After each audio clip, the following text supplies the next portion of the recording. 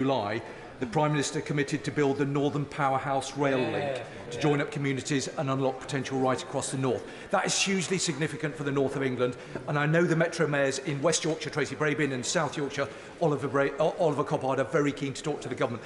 So can the leader speak to the new Transport Secretary so we can get early sight of the government's intentions with this regard? Leader of the House.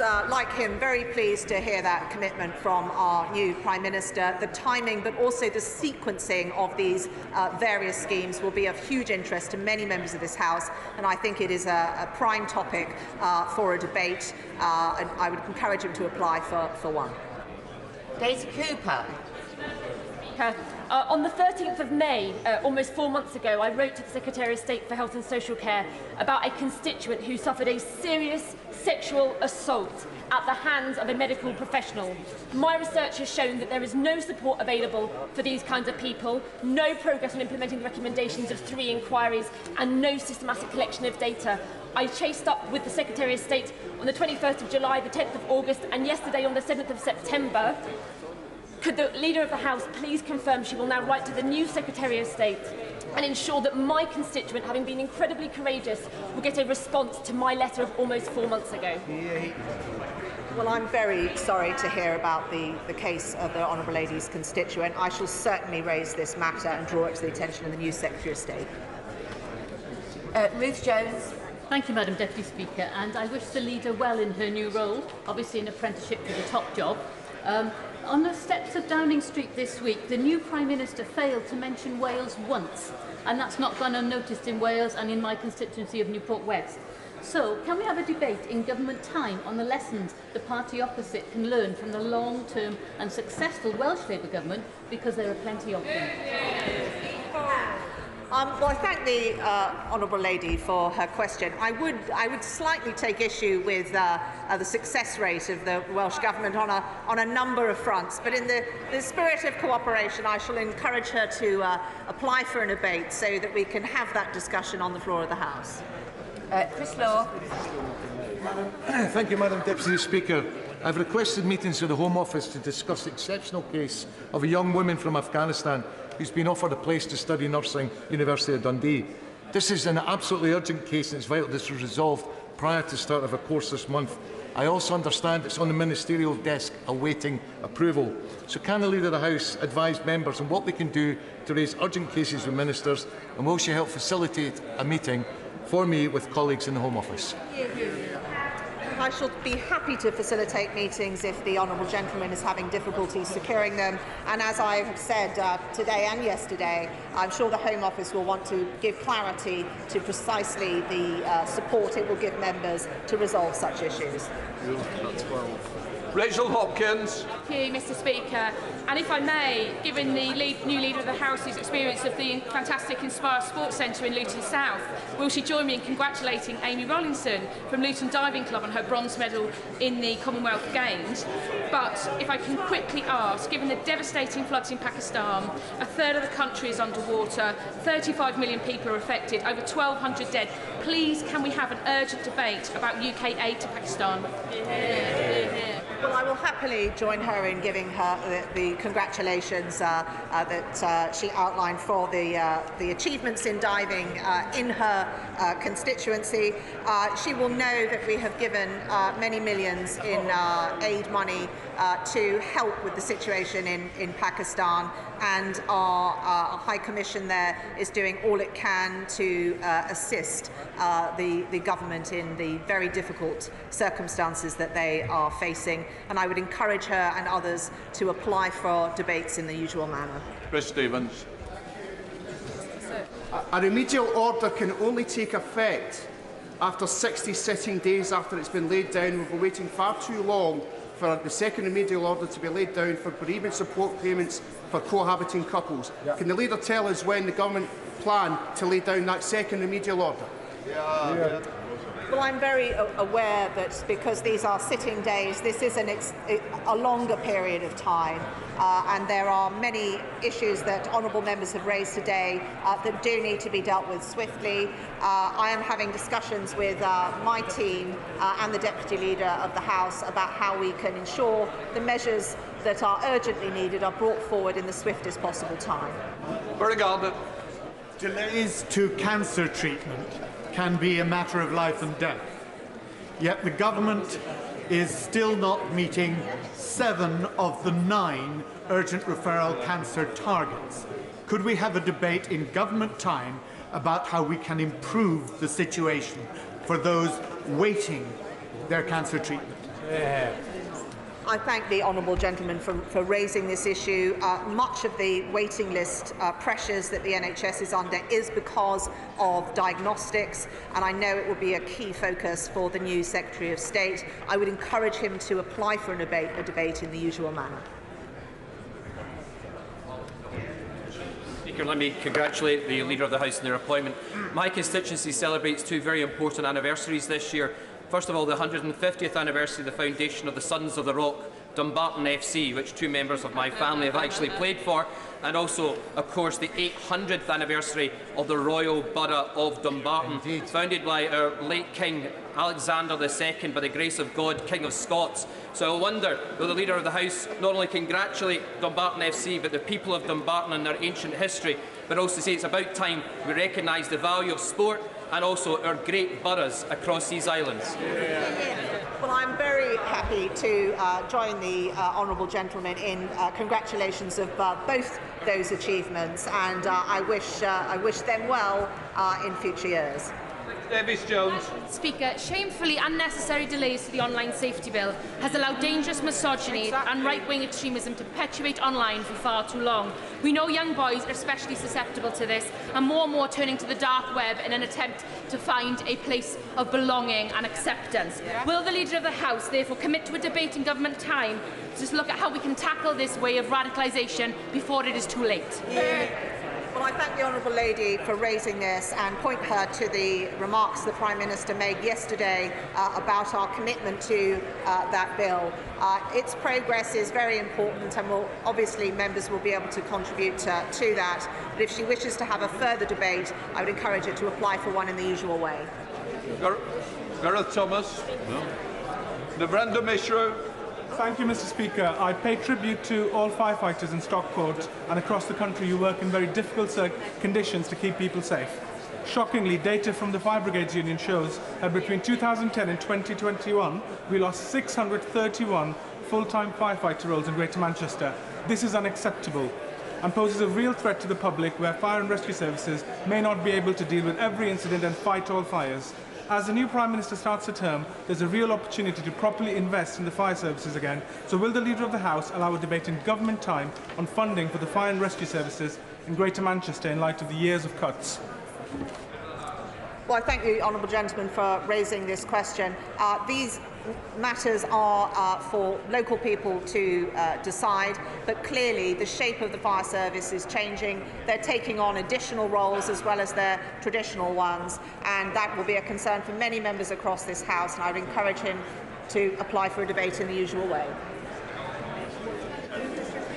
According to a UK finance report, push payment fraud rose by 39% last year. Wow. That's no surprise to me, having spent the summer discussing this with affected constituents. So I think that more teeth are needed. We need to find a way to make sure we have proper redress for consumers and businesses affected, and a way of dealing with banks who are hosting the accounts which are benefiting from these high-value frauds. So can we have a debate in government time on what more can be done here to make sure that we put an end to this very damaging and increasing fraud? Well, the Honourable Lady raises an important issue. I know that this has been a focus for the Treasury in recent months, and certainly that if she would apply for a debate, I'm sure many members would wish to contribute. Liz Twist. Thank you, Mr. Speaker. This Sunday marks World Suicide Prevention Day. And yesterday, I, along with the Right Honourable Member for North Durham, met Matthew from If You Care Share, who is raising funds to support the work of the charity, running from Durham to 10 Downing Street. Can I ask for a debate in Government Town so that we can discuss suicide and self-harm prevention and the Government's revision of the strategy? Well, I thank the Honourable Lady for raising that important issue, and I wish her constituent well on his mission to raise awareness and funds for this important cause. I will happily raise the issue with the relevant Secretary of State, and I'm sure if she were to secure a debate, and I would encourage her to apply for one, many members of this House would wish to contribute. Gerald Jones. Thank you, Mr. Speaker. Over the summer, like many other members, I'm sure, my office team have continued to experience considerable delays in contacting the MP account management team at UK Visas and Passport Office.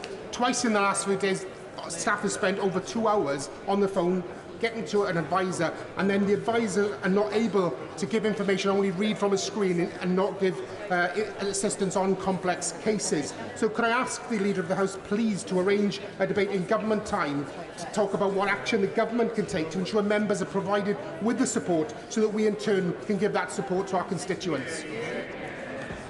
Well, he will know that the Home Office has done a huge amount to improve this service, taking on in recent months over 1,000 new staff to be able to process such applications. But he is right, there is no point in having an MP's service and hotline if answers are not at the end of it, and I shall certainly continue to ensure the Home Office is able to deliver the services that members of this House need and would welcome.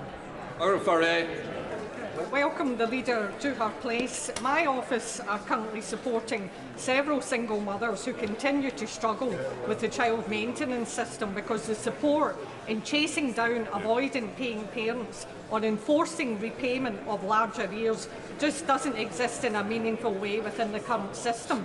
Will the Leader of the House ask the new Work and Pension Secretary to give a statement to the House on improving the existing system for them and the many single parents across the UK who are single-handedly carrying the financial and emotional burden of raising their children? I thank the Honourable Lady for raising this, and I will happily pass on her concerns to the new Secretary of State.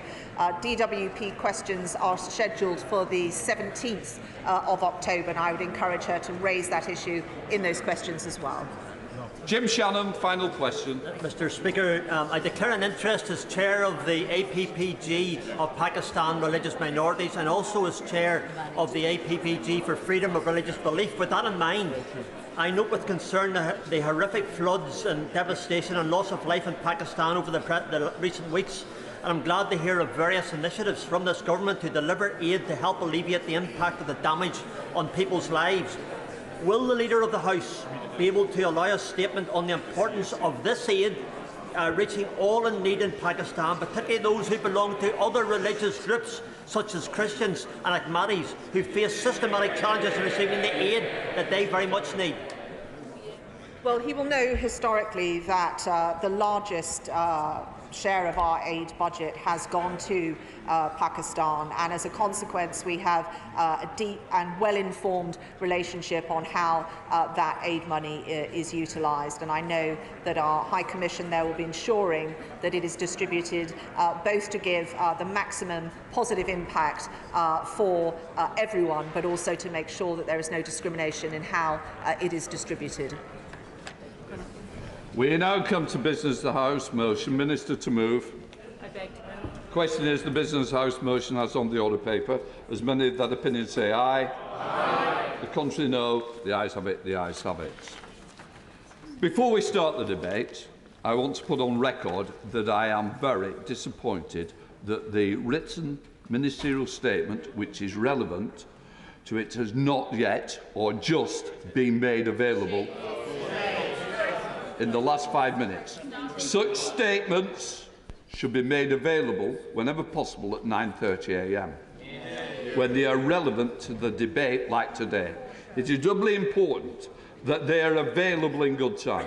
I'm sorry this has happened, and I consider it discourteous to the House. I hope this is not the new government in the way that it intends to treat the House. I'm going to take it down as bad management or incompetence rather than deliberate. Very generous. Right, we now come to the general debate on UK energy costs. Before I call the Prime Minister to open the debate, I would like to point... Just a minute. I don't think that's the day today after the way this House has been treated. I'm defending you as the backbenchers. I expect a little bit more decorum at this stage. Before I call the Prime Minister to open the debate, I would like to point out the British Sign Language interpretation of the opening speech in the debate is available to watch on Parliament Live TV. I now call the Prime Minister. Prime Minister. Mr. Speaker, I beg to move the motion. Earlier this week... Prime Minister, just 1 second. We've started a debate. I don't want any more from that particular bench. If we do, I go and get that cup of tea early. Prime Minister. Mr. Speaker, I beg to move the motion. Earlier this week, I promised I would deal with the soaring energy prices faced by families and businesses across the UK. And today I am delivering on that promise.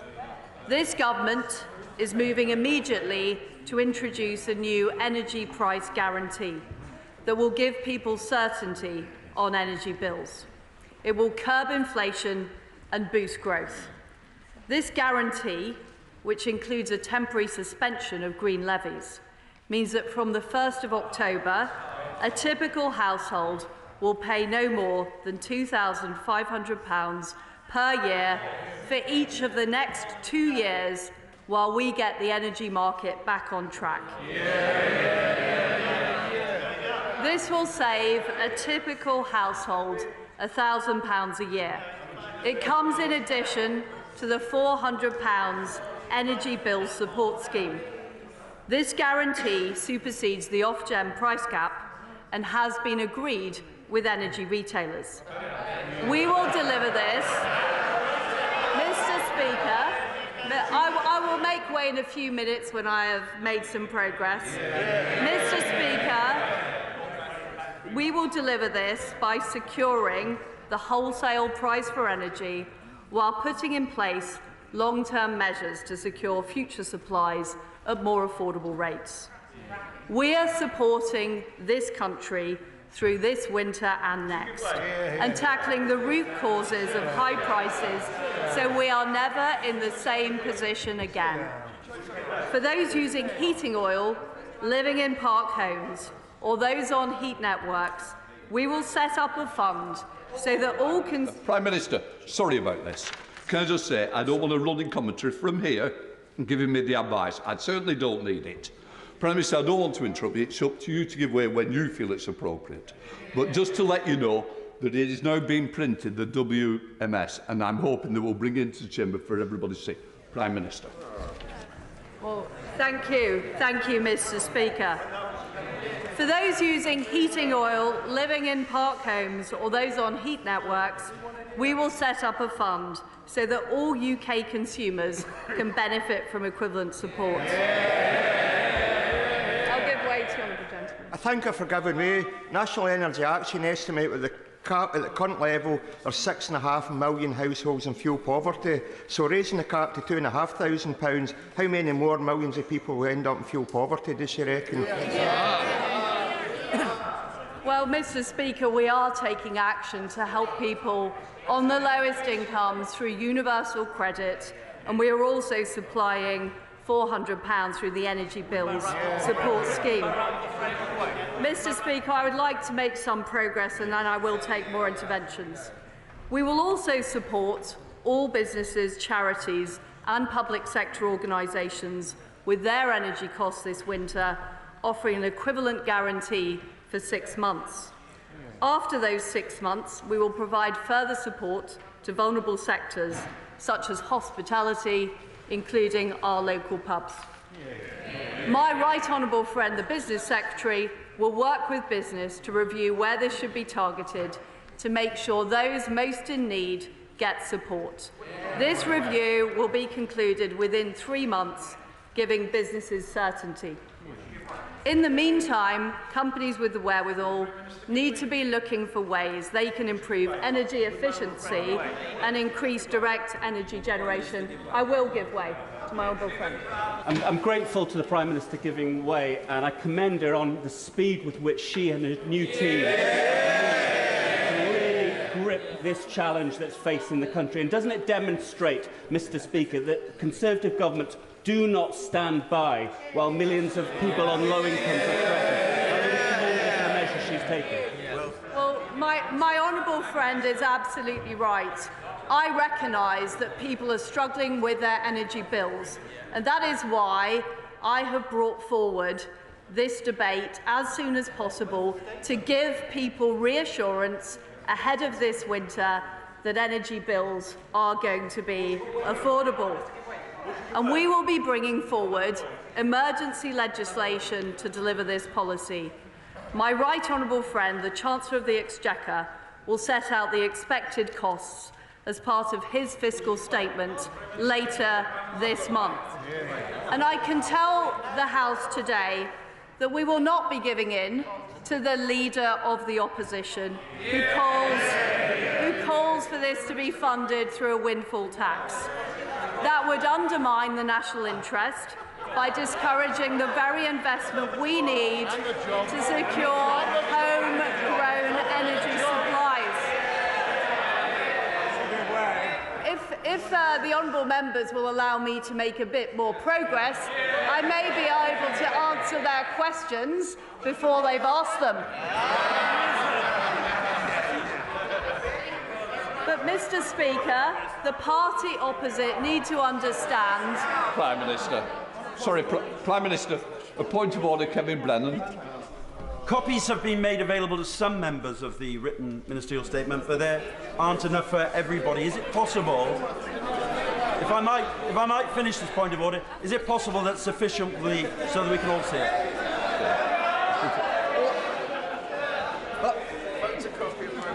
As we both know, it's not a point of order, but it's certainly a clarification that they're now coming out, and we're printing them as fast as possible to make sure all members have the ability to read it. It is with great disappointment, but that's a matter of fact. Prime Minister.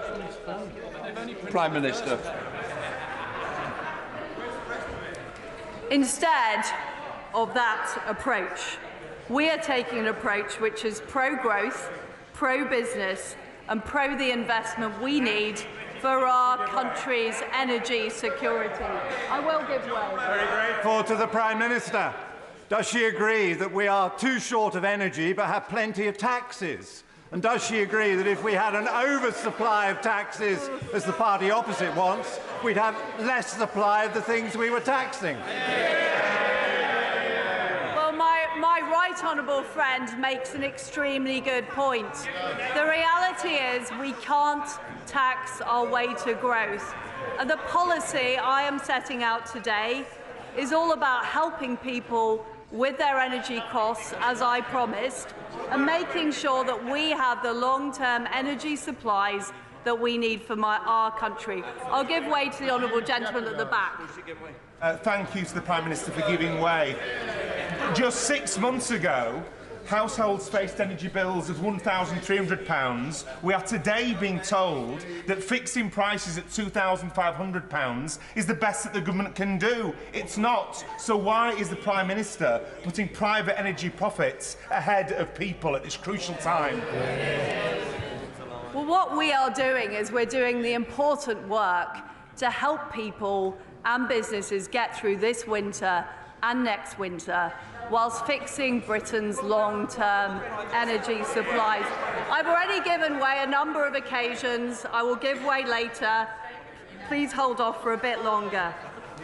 Mr. Speaker, this is the moment to be bold. We are facing a global energy crisis, and there are no cost-free options. There will be a cost to this intervention. I will give way. I strongly welcome this package of bills to help cover.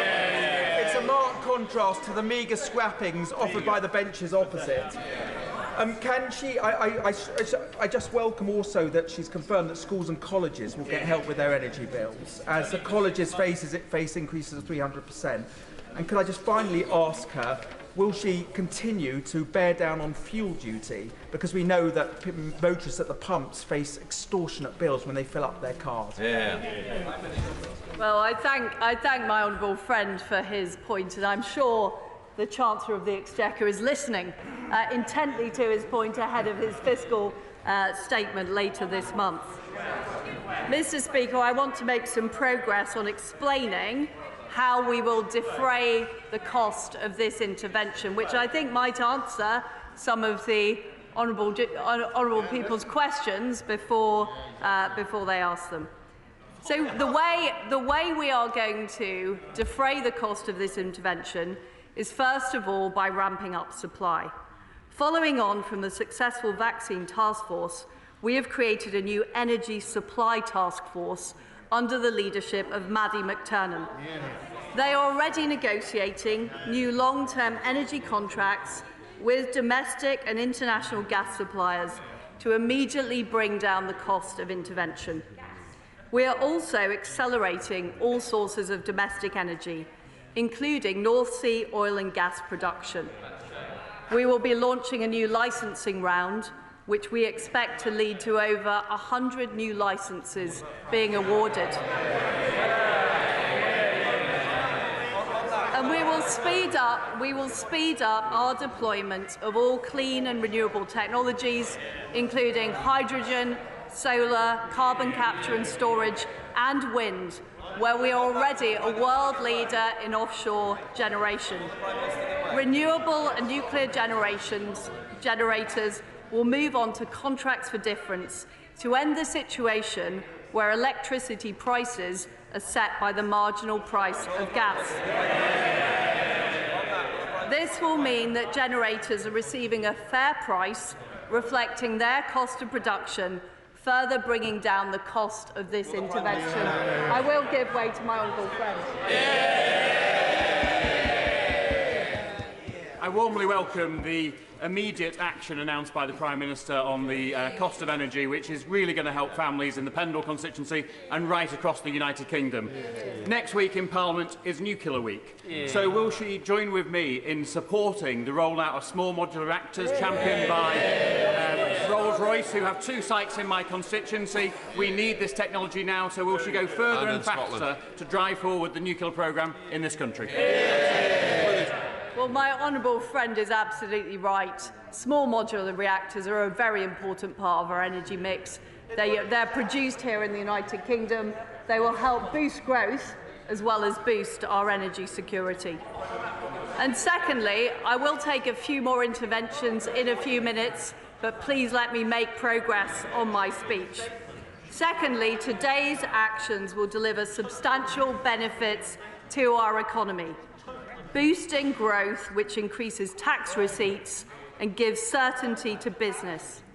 This intervention is expected to curb inflation by up to 5 percentage points, bringing a reduction in the cost of servicing government debt.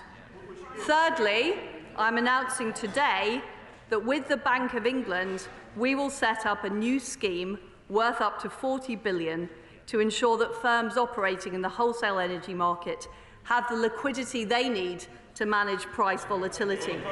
This will stabilise the market and decrease the likelihood that energy retailers need our support, like they did last winter. By increasing supply, boosting the economy and increasing liquidity in the market, we will significantly reduce the cost to government of this intervention. I will give way.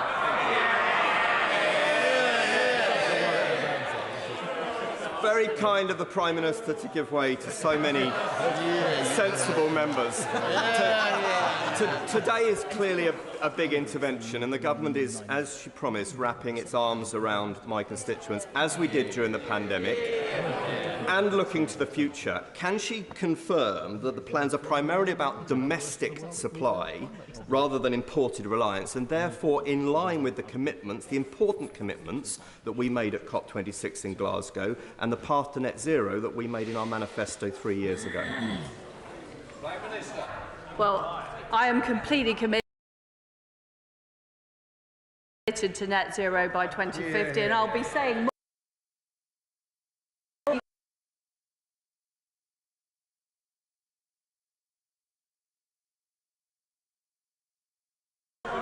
As well as dealing with the immediate situation we face, we are also dealing with the root causes. I'll give way to the honourable gentleman. Very grateful for Prime Minister Way, and can I welcome her to her place and hope she will work with opposition parties in the national interest. But can she confirm that her announcement today will still see the energy bills of struggling families rising by another £500 next month, and that this winter they will be paying energy bills twice the bills that they paid last winter?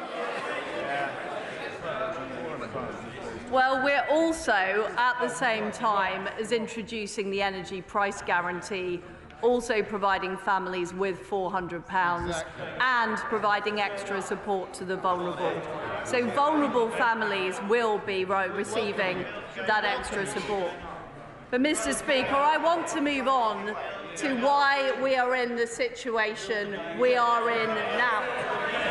And the fact is that energy policy over the past decades has not focused enough on securing supply. There is no better. I don't know why, Mr. Speaker, I don't know why the honourable gentleman is laughing. He is partly responsible for this.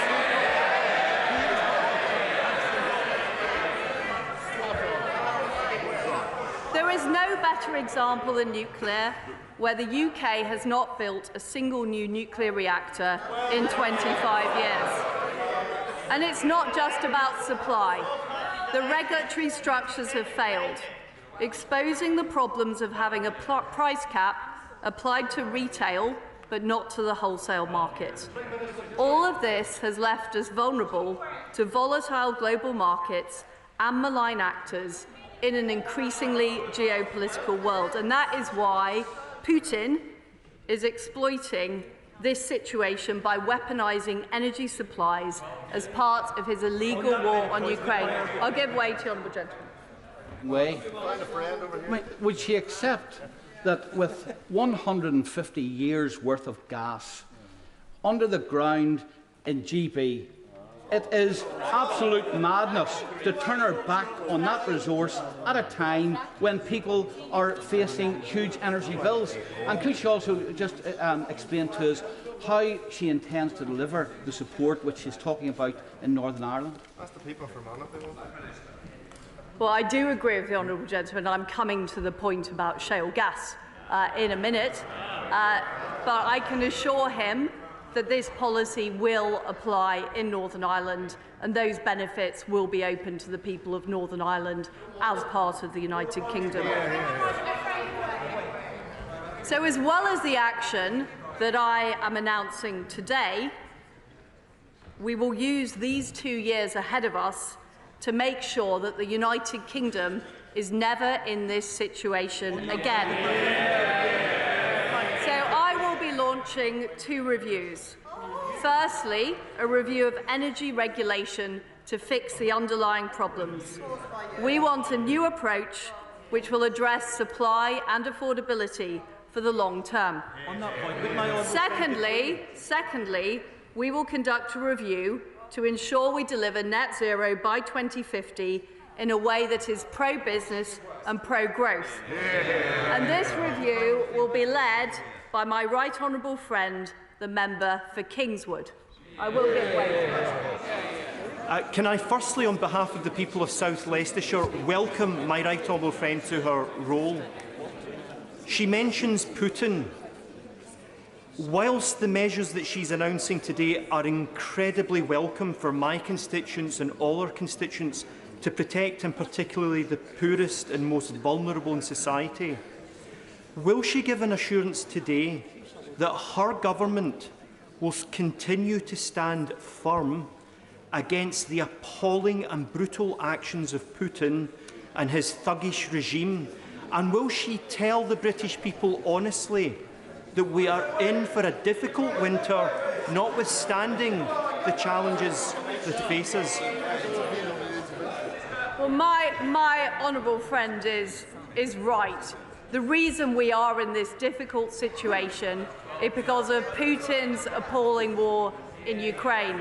But we do need to make sure that our energy supplies are more resilient and more secure, so we are never in this situation again, and we cannot be subject to global energy prices and the actions of dictators. You would be if we listened to you. We are delivering a stable environment that gives investors the confidence to back gas as part of our transition to net zero.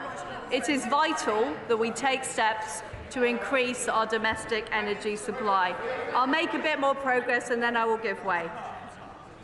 We will end the moratorium on extracting our huge reserves of shale, which could get gas flowing as soon as 6 months, where there is local support for it.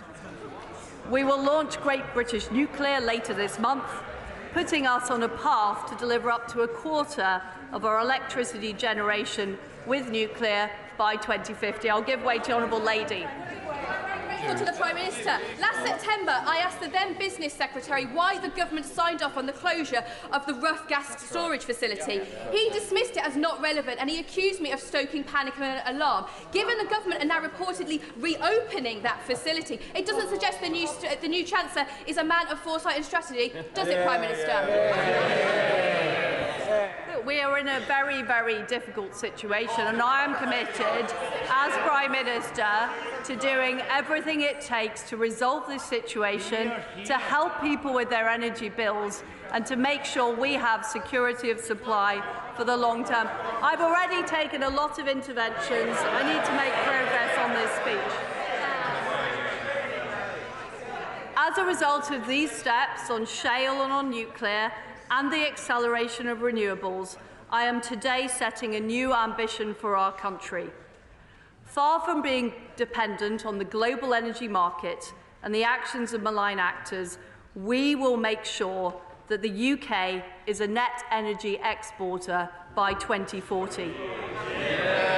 And my right honourable friend, the Business Secretary, will set out a plan in the next 2 months to make sure we achieve this. Mr. Speaker, I know that businesses and families are very concerned about how they will get through this winter.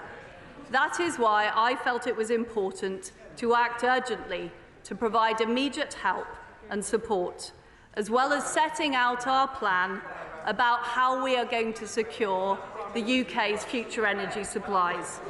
This is part of my vision for rebuilding our economy. Secure energy supply is vital to growth and prosperity, yet it has been ignored for too long. I will end the UK's short-termist approach to energy security and supply once and for all. That is what I promised on the steps of Downing Street. Today, we are acting decisively on that pledge. This will help us build a stronger, more resilient and more secure United Kingdom. I commend this motion to the House. There's a lot of members who wish to get in, so think of others after we've got through the front benches. I now come to the Leader of the Opposition, Keir Starmer. Thank you, Mr. Speaker, and can I thank the Prime Minister for advance sight of her opening speech. We're in the middle of a national emergency. People are really scared, and families don't know if they can warm their homes this winter, and businesses ask if they can keep the lights on. That is why the Labour Party spent the summer fighting for a price freeze, so that no household would pay a penny more on their bills. When we called for it, many people said we were wrong.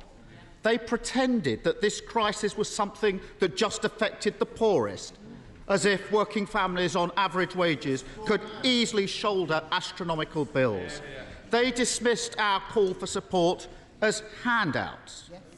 But those objections could never last, the Prime Minister had no choice. No government can stand by while millions of families fall into poverty, whilst businesses shut their doors and the economy falls to ruin. So I am pleased there is action today, and that the principle of a price limit has been accepted. But under our plan, not a penny more on bills. Under this plan, a price rise. But this support, I'll just make some progress and then I will. But this support does not come cheap. And the real question before the House today, the real question the government faces, the political question, is who is going to pay? The Treasury estimates that energy producers could make £170 billion in unexpected windfall profits over the next 2 years. I repeat that, £170 billion in unexpected windfall profits over the next 2 years. I will give way in just a moment. The head of BP has called this crisis a cash machine for his company, and households are on the other end of that cash machine, their bills funding these eye-watering profits. That's why we've been calling for a windfall tax since January, and it's why we want to see the windfall tax expanded now. But the Prime Minister is opposed to windfall taxes. She wants to leave these vast profits on the table with one clear and obvious consequence: the bill will be picked up by working people. She claims that a windfall tax will deter investment. That's ridiculous. These vast profits are not the reward of careful planning.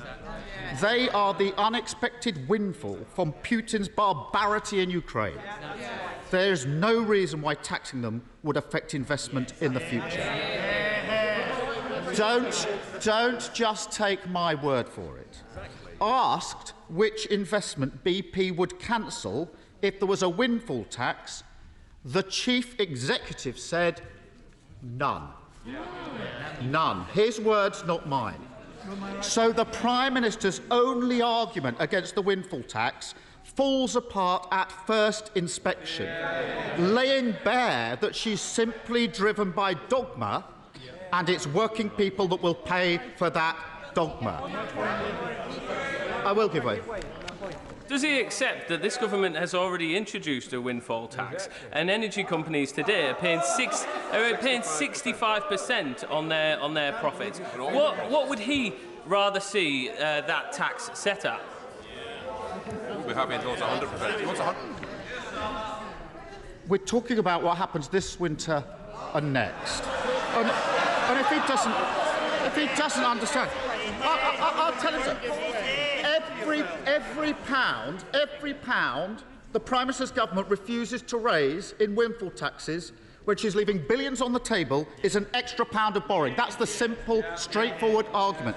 Every pound she leaves on the table is an extra pound of borrowing, loading the burden of the cost of living crisis onto working people who will have to pay back for years to come.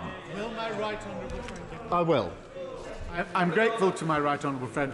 The Prime Minister has been careful to frame her guarantee in terms of her refusal to tax. But is she not going to have a problem explaining to the British people how a levy on their bills in the future to repay the borrowing is not actually a tax? I'm grateful for that intervention. This is the basic political divide.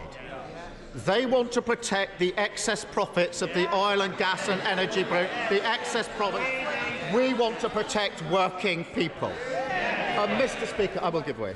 I'm very grateful to him for giving way, and this Saturday myself and many members of Chesterfield Labour Party will be out meeting voters in Chesterfield, and if any of them haven't been paying attention this week, they might still say you're all the same. But isn't it absolutely clear now that there is a clear divide? Yes. Every voter that I knock on the door, they will know political parties have a choice. They've chosen to be on the side of the energy generators. We've chosen to be on the side of bill payers. Well, I'm grateful for that, and I'll be absolutely amazed if members opposite haven't picked this up. Ask voters whether they think that it's fair that they pick up the bill, or those companies that made profits they didn't expect to make, and there's only one answer to that question. It's a very simple question of whose side are you on? And I'm afraid this isn't a one-off, because not only is the Prime Minister refusing to extend the windfall tax, she is also choosing to cut corporation tax. An extra £17 billion in tax cuts for companies that are already doing well. That means handing a tax cut to the water companies polluting our beaches, handing tax cuts to the banks, handing a tax cut to Amazon. She's making that choice, even though households and public services need every penny they can get. Working people are paying for the cost of living crisis. Stroke victims wait an hour for an ambulance, and criminals walk the streets with impunity. It's the wrong choice for working people. It's the wrong choice for Britain. I will give way. I thank my right honourable friend, and it seems that the government has decided to deal with this energy crisis off the backs of ordinary, hard-working Brits and load huge levels of debt on future generations rather than properly taxing the billions of pounds of excess profits for energy companies. Why is this government on the side of big corporates rather than being on the side of ordinary, hard-working Brits? Is it because the Prime Minister is a former employee of Shell and is therefore on the side of oil and gas companies and is not protecting ordinary working British people? Well, I'm grateful for that intervention, and it does come down to this basic point. Everybody in this House recognises that profits are needed for investment in all businesses. But in this case, these are unexpected profits that were not expected to make. And when the chief executive of BP says this will not deter any investment, it's a bit rich for the opposite to say he's completely wrong. He is the chief executive of BP. He's made his case. It's the complete opposite of the case that the Prime Minister is trying to make. Now, Mr. Speaker, the immediate cause of, I will in a moment, the immediate cause of this energy crisis is Putin's grotesque invasion of Ukraine. We stand united in our support for Ukraine. If we're to defend democracy, defeat imperialism, and preserve security on the continent, Putin's aggression must fail. And whatever our political differences, the Prime Minister will always have my full support in that common endeavour. But we must ask ourselves, why are we so exposed to changes in the international price of oil and gas? Why are we so at the mercy of dictators, able to pull the plug on wells and shut down pipelines? Why is there such a fundamental flaw in our national security? I will give way in just a moment. I'll make my argument, then I will give way. It's about a failure to prepare, a failure to increase our energy independence, a failure to rapidly decrease our reliance on fossil fuels. They banned, Mr. Speaker, they banned onshore wind in 2015. That cost us clean energy capacity equivalent to all our Russian gas imports in recent years. A policy disaster. The Prime Minister has been constantly opposed to solar power, the cheapest form of energy that we have, and she's been consistently wrong. And it's not just what the Prime Minister said in the heat of her leadership campaign this summer. When she was Environment Secretary, the government slashed solar subsidies. The market crashed. I will give way. To the right honourable gentleman, but the Leader of the Opposition is being completely misleading, if I may say so, because what he said, it's under this government that the United Kingdom has the second highest offshore wind generation capacity anywhere in the world. And how has that created created, it's through investment by companies. This government will allow for that to happen. Well, I take it from that intervention that he doesn't quarrel with me that the ban on onshore wind since 2015 has been a policy disaster, along with the opposition to solar power. Forgive me, I saw the former Prime Minister raising it. I will take her intervention, of course. Thank you. I'm grateful to the right honourable gentleman for giving way. He's talking about lack of preparation for energy security for the United Kingdom.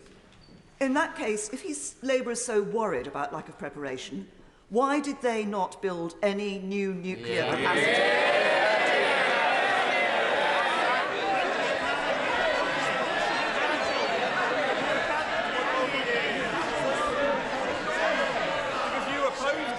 Mr. Speaker, I'm grateful for that intervention. Let me deal with it in full, because it's a very important point, because nuclear is vital to our future, and a new generation of power plants should have been built by now. Yesterday, the Prime Minister tried desperately to blame Labour, and that intervention goes to this point. I remember the exchange across this dispatch box in 2006, in which Prime Minister Blair said, "I'm pro-nuclear." And the leader of the opposition, David Cameron, didn't know where to look. If you haven't seen the clip, have a look. I'm pro-nuclear. David Cameron didn't know where to look. The uncomfortable truth for members opposite is this. The last Labour government gave the go-ahead for new nuclear sites in 2009. In the 13 long years since then, not one has been completed. Let me turn to home insulation, which I will give way. Equal to the right honourable gentleman. Tony Blair may have said he was pro-nuclear, but he didn't actually build any nuclear power stations. Let me ask him about the windfall tax.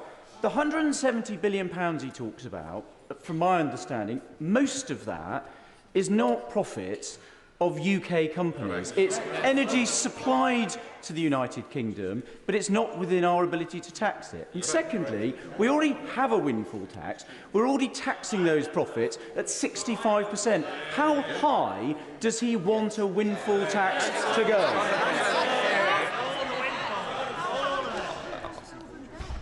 On the question of 2006, I think I'll give way to him again. What was his party's position in 2006 when David Cameron was asked the question on nuclear?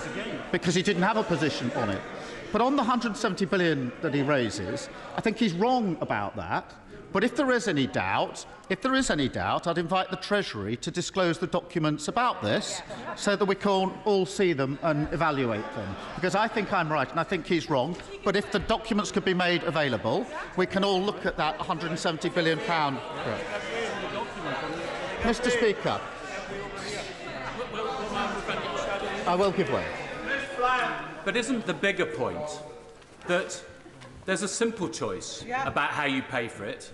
It either all goes on borrowing and ordinary families and on the never-never for this country, or at least some of it is charged in a windfall tax on unearned and unexpected income, which Putin has basically put into the pockets of Shell and BP. That's the fundamental choice, isn't it? That is the fundamental choice. It's the fundamental divide in this House. Let them defend their position to protect those excess profits, and we will defend our position of standing up for working people. I'm going to make some progress. Mr. Speaker, I've taken a lot of intervention. I'm going to make some progress. Let me turn to home insulation, which reduces energy consumption like nothing else. We have the draftiest homes in Europe. The last Labour government set about fixing that. Then the party opposite said, cut the green crap, and the whole project all but collapsed. Installation rates down by 92%. Utterly short-sighted, and it's costing millions of households £1,000 a year on their energy bills right now. The Prime Minister is right to recognise that immediate support needs to be combined with longer-term action. But I'm afraid fracking and a dash for gas in the North Sea will not cut bills, nor strengthen our energy security, but they will drive a coach and horses through our efforts to fight the looming climate crisis. She should listen to her own Chancellor sitting next to her. What did the Chancellor have to say about this just a few months ago? Now, this is quite a long quote. See the Chancellor leaning forward. I've tried to cut it down.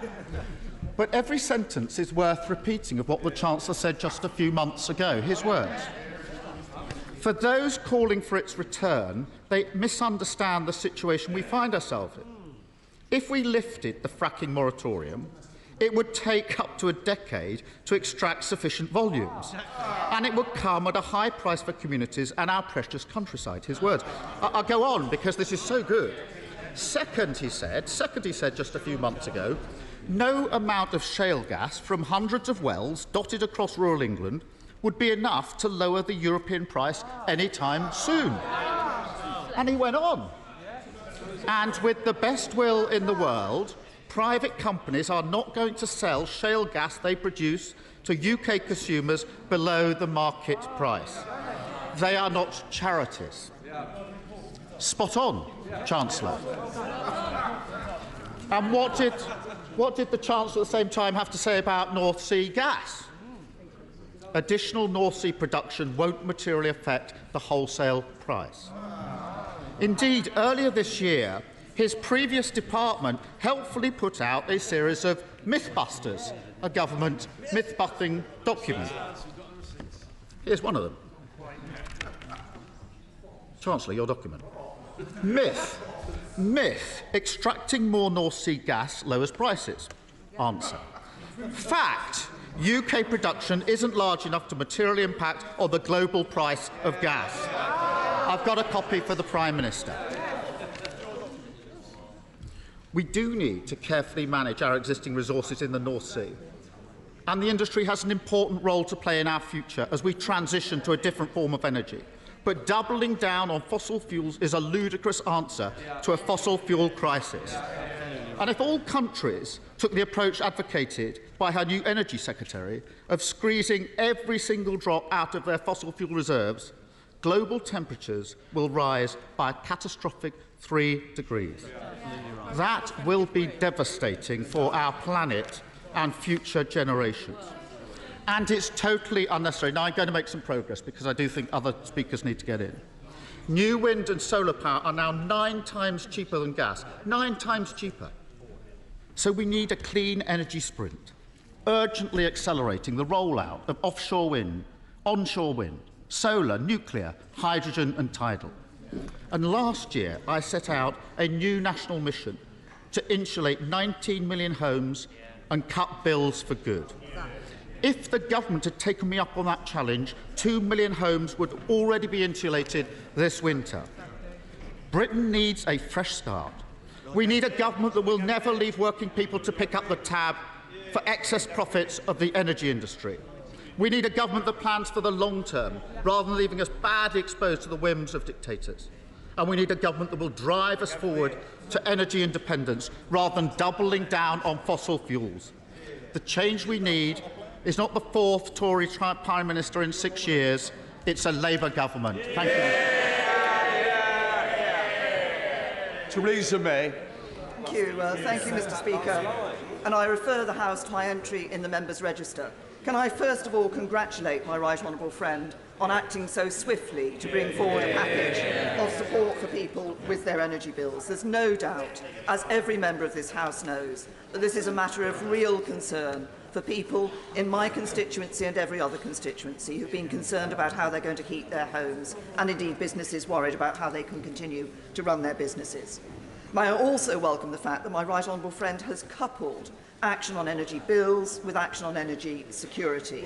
The vicious further invasion of Ukraine by Russia has indeed shown the necessity of us having our own energy security, although it makes sense anyway.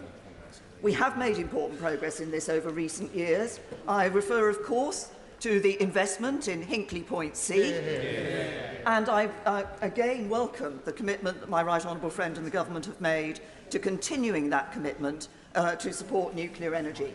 And as I pointed out in my intervention, just wait a second. Well, perhaps more than 1 second, but anyway. As I pointed out in my intervention to the Right Honourable Leader of the Opposition, and was emphasised by the excellent intervention by my Right Honourable friend, the Member for Forest of Dean, in 13 years of government, whatever the then Leader of the Labour Party might have said, they did not build any new capability. I will give way to I thank her for giving way. On Hinkley Point C, it's going to be at least 4 years late, possibly 5 years late. It's nearly 50% over budget, and EDF have got an eye-watering 35-year contract for a strike rate at £92.50 per megawatt, compared to roughly £40 per megawatt for just 15 years in onshore and offshore wind. She should have scrapped Hinkley Point C when she had the chance, shouldn't she? Can I say to the honourable gentleman that it's high time that Scottish nationalists actually came up with some practical solutions to these issues, rather than rejecting everything that the government suggests. I give forward. I'm very grateful to the former Prime Minister. You know, we're all trying to find energy security. Can I say to her and say to the government front bench, what we should be doing is prioritising tidal. There's an excellent Royal Society report from last year that indicates we can get to 11.5 gigawatts. I'm asking the government to enhance the ring-fence pot from 20 to 50 million. You'll get the base load you need, and you won't need nuclear energy. Say to the right honourable gentleman, this is actually a rather strange point in my political career, because I actually agree with him about the importance of tidal. And can I also say to him that when I was Prime Minister, I looked very closely, over a significant period of time, at proposals, particularly for the Severn Estuary, and unfortunately, at that time, the price that would have had to have been guaranteed in relation to the cost to the consumer was too high. Of course, looking at it today, it could be a very different picture. Now, my right honourable friend outlined a number of steps that the government is taking, and I look forward to seeing the full details of these. But I would like to suggest there are some other measures which will address energy prices and energy security, while capitalising on our high-growth tech sectors, and would also help us to meet our domestic and international climate change obligations. Because there are measures that will save people money that will also help to save the planet. The UK has already shown that you don't have to choose between low emissions and economic growth. You can have both. To achieve net zero, we will need to remove the country's dependence on fossil fuels. My right honourable friend announced a net zero review. Perhaps when he sums up this debate, the Secretary of State could indicate how that net zero review will fit in with the net zero strategy which the government published in advance of COP26 and which many are already working on. So while my right honourable friend has acted swiftly and correctly to help people over these difficult times, it does make sense to accelerate our transition to a low-carbon energy system. And that can be done by, in just a moment, that can be done by speeding up the rollout of low-cost, homegrown, renewable technologies. Former Prime Minister, she said the government's acted correctly, but the government's case is that energy prices are going up because of the war in Ukraine. Therefore, these profits are being earned because of the war in Ukraine. Why is it right to prioritise war profiteering and instead have a stealth tax on households? What is right is to provide support for households who are worried about their energy bills. That's exactly what the government is doing. Of course, if we are going to increase our use of renewables, and it is important that the price that people are paying for their electricity reflects the cost of that production and not the cost of gas. And I welcome again the fact that my right honourable friend, no, I'm going to make some progress. I'm going to make some progress on it. Can I say to my right honourable friend that I'm pleased that she's actually indicated that she's going to take action in relation to that particular matter. Can I also say that getting full benefit from this does mean upgrading the UK's power grid infrastructure. Alongside this, we do need to improve the energy efficiency of homes. And this would not just reduce demand for energy, saving people money, but again, it's an element that will help to save the planet. We do need to consider rolling out a significant home insulation programme. There is also... I will give way to my honourable friend and then I'll give way to you. I'm very grateful to my right honourable friend. Her government did indeed look very closely at the prospect of a tidal lagoon off Swansea Bay. And at that time, it is quite correct, as she says, that it was too expensive, although the price now looks relatively attractive. But does she agree with me that actually the real opportunity at the moment, which the current Chancellor has been very supportive of when he was at Bayes, is for marine energy to come from tidal stream, which the new renewable auction is supporting, but there is much more that can be done, especially if we can affect the planning regulations around the pipeline of opportunity. Does she agree that there is more this government could do on that? I absolutely agree with my honourable friend, and I welcome every opportunity to actually increase the diversity of our supply of energy, and looking at these new opportunities is absolutely a way to do that as well. I said I would give way to the right honourable gentleman. Very grateful, and of course I completely support the tidal lagoon in Swansea, and I hope that that is now a real possibility for us. I hope the Prime Minister would accept that. But I just want to, and I agree with her about insulation. I think I understood the Prime Minister to say earlier that there was going to be protection for public services for just 6 months. Many local authorities, hospitals, schools are facing dramatically increased bills already. Aren't they going to need more support than just 6 months? Say that I think the public sector will be very pleased to hear that the government has taken their concerns on board and is providing support for them. Can I also say, as another step that I think the government needs to take, it should look at regulations, building regulations. We are still building homes with gas boilers. Doesn't it make sense to actually change the regulations? Because those homes will have to be retrofitted in just a very few years' time. And surely it is more cost effective to take action now. On that very point, we should give way. I'm very... Before, the Honourable Gentleman had one intervention. What I'm bothered about, there's a lot of people want to get it. I don't want to stifle the debate, but I want to make sure everybody gets a voice. Yes, I apologise, Mr. Speaker, for being generous in interventions. The government is also key to driving greater private sector investment in low-carbon solutions. For instance, by we've already heard about some early-stage technologies and emerging sectors such as hydrogen production. Greater investor certainty cuts the cost of new technology, drives innovation, creates jobs and boosts economic growth. And the government's unequivocal support for this agenda would be a positive signal not just for our green tech industry, but for the ambition of the UK economy more broadly. Now, no, I'm just about to finish, so people need help with their bills today. That is what the government is providing. But Britain led the world through the Industrial Revolution. If we grasp the opportunity now, we can lead the world in a cleaner, greener form of growth. Hear, hear. We now come to the Leader of the SNP, Ian Blackford. Thank you, Mr. Speaker. Can I say it's a pleasure to follow the former Prime Minister, the Right Honourable Member for Maidenhead. And if I can just reflect back very briefly on the way that she behaved when she was Prime Minister, and I have to say the courtesy that she showed to opposition leaders, whether it was the then leader of the Labour Party or ourselves as a third party. And if I can gently say to the Prime Minister that some of the protocols of making sure that we had advance sight of statements is important, and indeed that we're aware of when the Prime Minister would be coming to the Chamber to speak. I don't know if she's listening to any of that, but it would be helpful if that would be passed on. Mr. Speaker, at the start of the year, we were faced with an energy crisis. By the summer, it was an emergency. Right now, today, we're at the precipice of a humanitarian disaster. Because it's no longer a question of whether to heat or eat, when many households can no longer afford to do either. Would the honourable gentleman give this, let me make some progress on it, and I will. This cost crisis puts livelihoods and lives at risk. And all the while, as this disaster deepened, all summer, the Tories spent all their time desperately fighting amongst themselves, and the public were left desperately waiting for a real cost of living plan.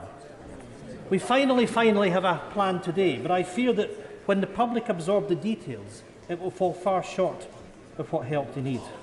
Now, we've heard today that the green levies are being scrapped, and that is something that is of deep concern to those of us on these benches, particularly given that the green levies fund the warm discount scheme and, of course, energy efficiency measures for low-income households. And I want to ask the Government to make sure that that support will remain in place for those that need it.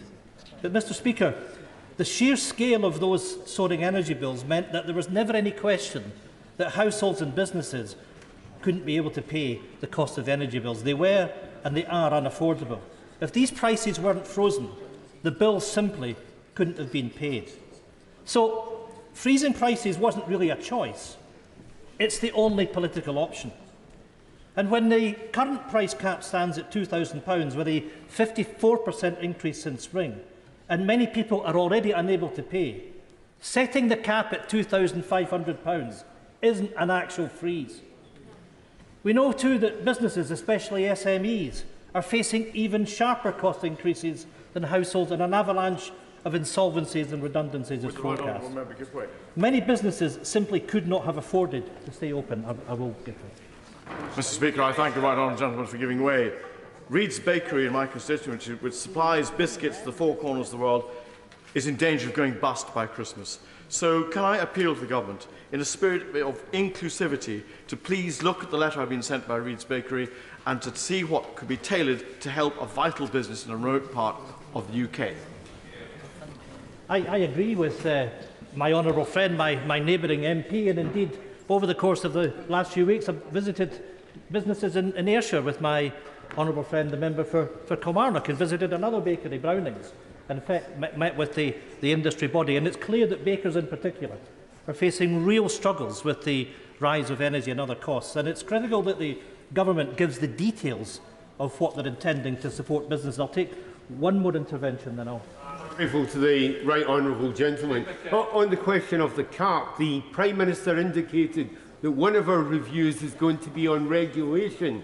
Does the right honourable gentleman think it's time to take a serious look at the operations of Ofgem, and for a regulator, how much support they're giving to consumers, whether it's domestic consumers or businesses?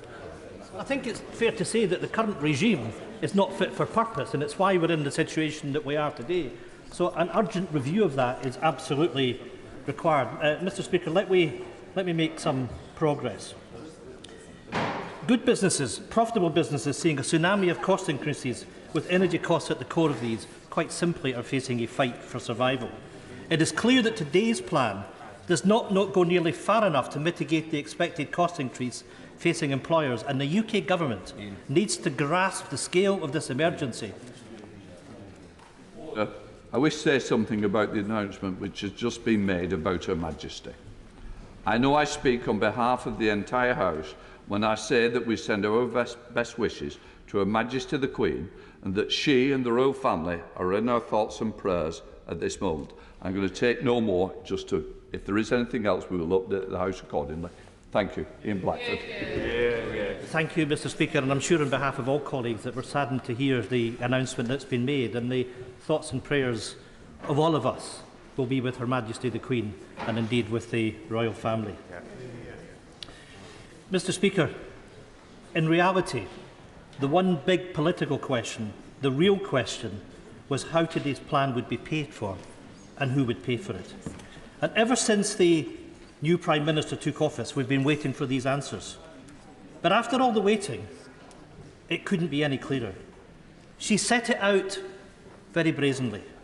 The Prime Minister's plan means that the public pays.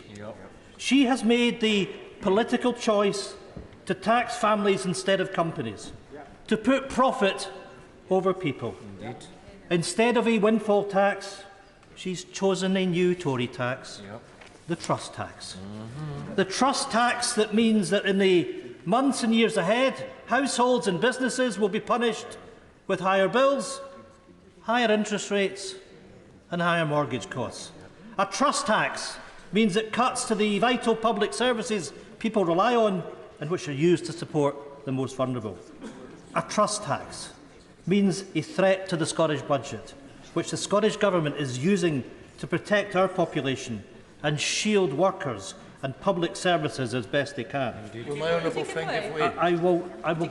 I will give way.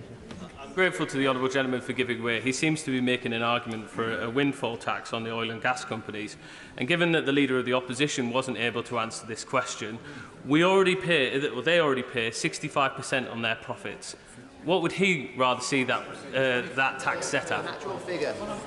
I'm grateful for that intervention, and if he just bears with me, I'm going to come to that very specific point. But that issue of who pays is important, because there is no... Well, actually, I will do, and you might actually show some respect if you don't mind. Because at the end of the day, oil and gas producers are making windfall profits. Our constituents, his constituents, are suffering.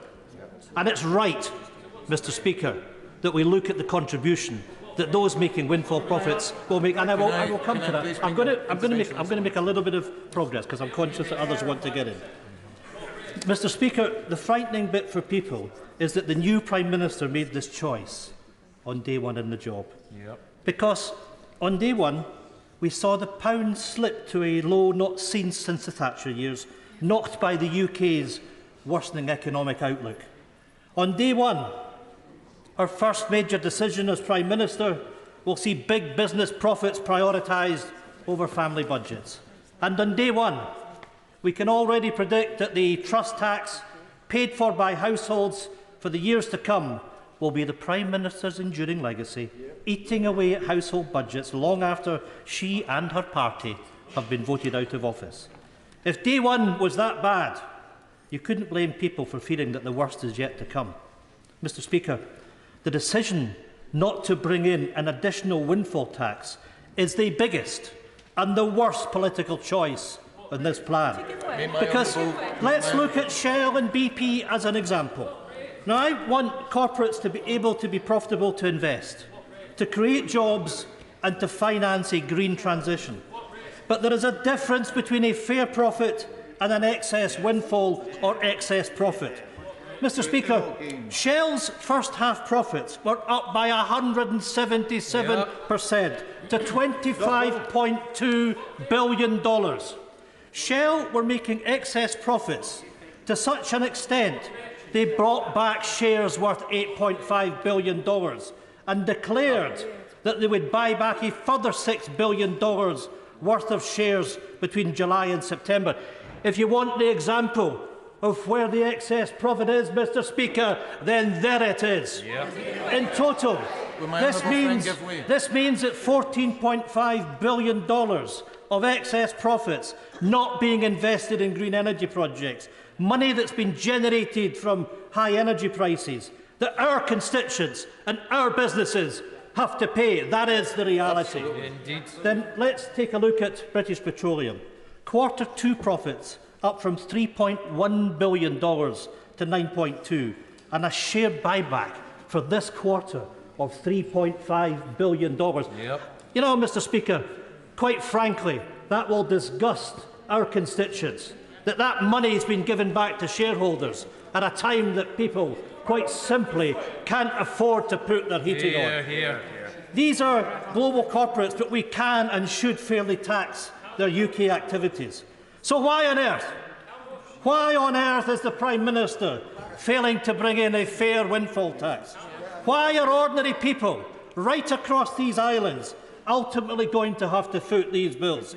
Why does her plan not address that real issue? Mr. Speaker, this energy plan is not only defined by the choice it makes to make the public pay instead of the excess profits of massive corporations. It is also defined by its glaring omissions, because there is no proper plan to help those that are already struggling. Support needs to be targeted to low-income households and those negatively impacted by spiralling costs, such as unpaid carers, larger households and disabled people. In Scotland, we are already prioritising this support to the most vulnerable. The Scottish Government is doing what it can, freezing rents, banning evictions, freezing train fares, expanding free school meals to primary 6 and primary 7. That's a government acting with compassion. I'd like to thank my honourable friend for making the most valid point, that the working people across these islands will be paying for generations to come for this borrowing, for excess greed described by the UN Secretary-General as utterly grotesque and immoral, to be making excess profits on the back of fossil fuels. And what I've heard from this government today is more of the same. The question I want to ask is, has the government put any conditions, despite their ideology that profits must be made regardless, have they put any conditions on these excess profits on what they're going to do in investment to a rapid transition so it saves all our future generations from the climate catastrophe? My honourable friend is absolutely right. And, you know, in the context of this, we're doing what we can with the devolved powers that we have. And let me say to the government that one of the things that we have done is introduce the game-changing Scottish Child Payment, which will be increased to £25 a week, lifting 50,000 children in poverty out of poverty in Scotland.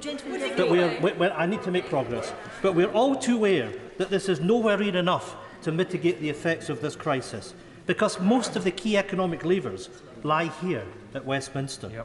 So, if the new Prime Minister is serious about helping everyone through this winter, she should at the very least lift universal credit by £25 a week. Whilst I welcome the remarks of the Prime Minister on those on off-grid, we must be given clarity over support for those across swathes of rural Scotland who are reliant on oil heating and who are not subject to the price cap. Clarity is also needed to those who have accepted fixed-term contracts at a higher rate in a bid to weather the storm. They must be allowed to switch to benefit from the support that's been put in place. And crucially, vital support for the most vulnerable must go hand in hand with the UK Government to increase budgets of the devolved administrations or grant them greater powers to borrow so that they can do more to help all public service workers and the most vulnerable. I will give way to... I'm grateful to the right honourable gentleman who's making a very broad and apposite speech.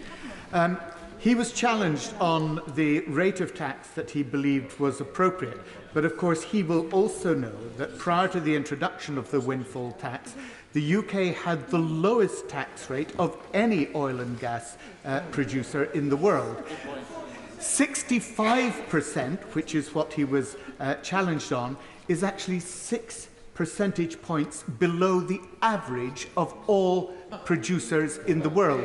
So even if you were prepared to go to the global average, it would still mean that relief could be given to taxpayers in this country. I have to say that the honourable gentleman makes an awful lot of sense with his intervention. And what we should be reflecting on is that these are oil and gas companies that are making additional profits, not because they're improving their businesses, not because they're investing, but quite simply because the oil and gas prices are higher. And it's quite right in the context of that our consumers, our businesses are compensated. Why on earth are we sitting back allowing the oil and gas companies to engage in billions and billions of dollars of share buybacks? Mr. Speaker, I want to make progress because I'm conscious of the time and those that want to speak. I want to briefly deal with another prominent point in the Prime Minister's speech, because the Prime Minister blames the cost of living crisis on the war in Ukraine, and I believe that this issue is worth expanding on. And of course, there is no doubting that what has happened in Ukraine has had a major role in spiralling wholesale prices. And we have rightly come together across this chamber in condemnation of Putin's horrific war and his actions to thwart European energy supply. And I look forward to continuing to work with the new government in a spirit of consensus on this issue. We all stand together against Putin's horrible actions, the war in Ukraine. But as we've rightly helped Ukraine, we must also help citizens at home. Indeed, we owe it to them to do so. And I would hope that the Prime Minister will reach consensus with me on this point. But where we divide is what I believe we must recognise that other countries in Europe, far more reliant on Russian gas than the UK, have weathered the economic storm far better than the United Kingdom.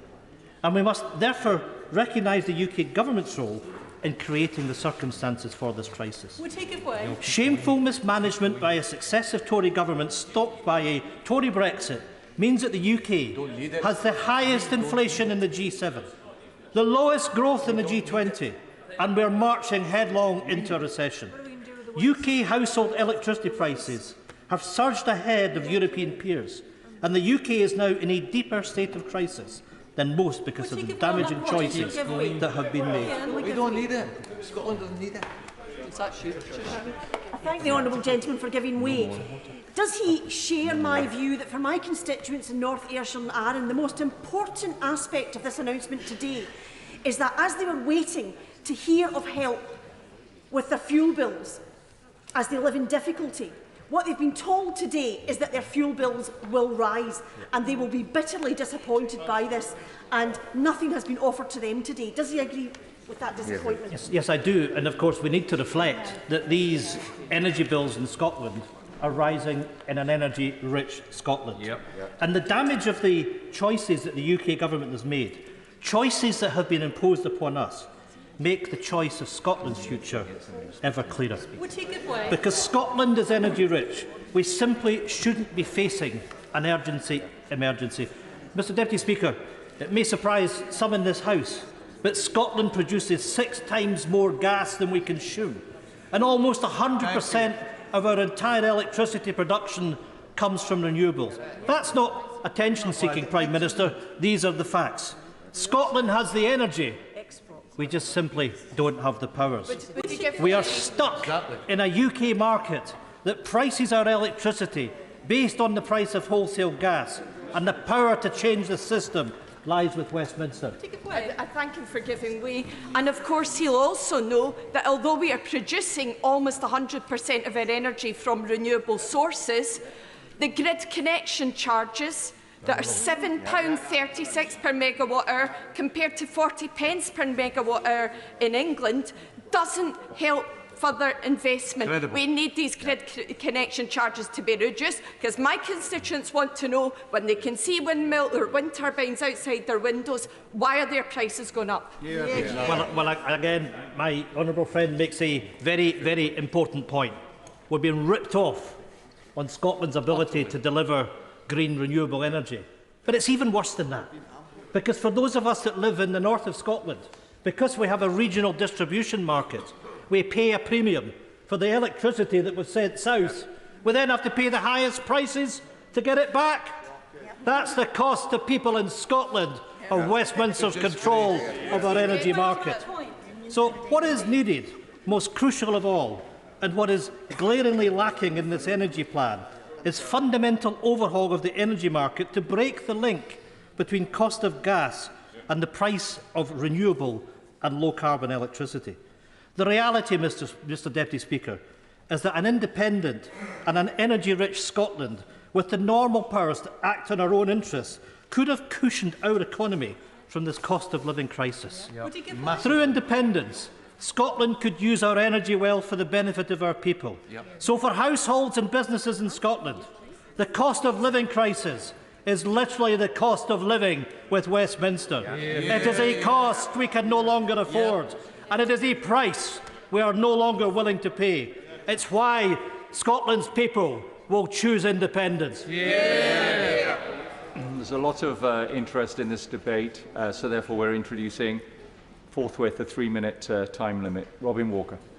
Thank you, Mr Deputy Speaker, and I welcome the Prime Minister and indeed all her colleagues to their places on the front bench and the rapid action that has been announced today. I wanted to see action for consumers in my constituency, but also for businesses, for charities and the public sector, and I'm delighted to hear all of that included in today's statement. Over the summer, I've heard from hundreds of constituents about their concerns, people who are vulnerable, elderly, students and people with illnesses and disabilities, which mean that they weren't able to turn down their heating in the upcoming winter. So the action which has been announced today will be extremely welcome in all of those quarters. The fact that there is a 2-year cap in place, particularly welcome in my constituency. But I've also been hearing from businesses And I've been very, very concerned at some of the costs facing pubs, hospitality businesses, manufacturers in my constituency. Indeed, as long ago as last year, I was writing to the then Business Secretary, now Chancellor, about high-energy manufacturers such as aluminium extrusions businesses,